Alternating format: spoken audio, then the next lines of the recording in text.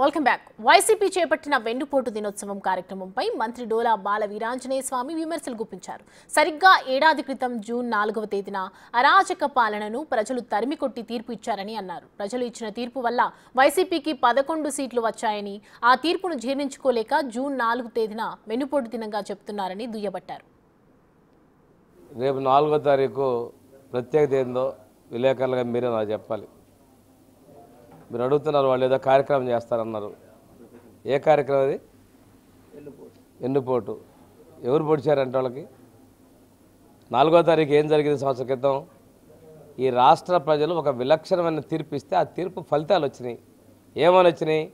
ఒక అరాచకవాది, ఒక అప్రజాస్వామిక ప్రభుత్వాన్ని కూల్చివేసినటువంటి రోజు అది, ఫలితాలు వచ్చిన రోజు.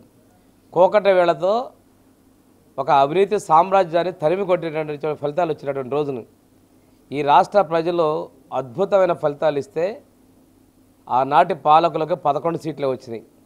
అది జీర్ణించుకోలేక ప్రజలు ఇచ్చిన తీర్పు ఏ రోజు వచ్చిందో ఆ రోజుని వెన్నుపోటు తిన్నట్టే. అంటే మీరు చేసిన తప్పుడు ప్రజలు నీకు వెన్నుపోటు పడవక మిమ్మల్ని ఇంకా కొనసాగిస్తారని చెప్పి అనుకోవడం మీ భ్రమ.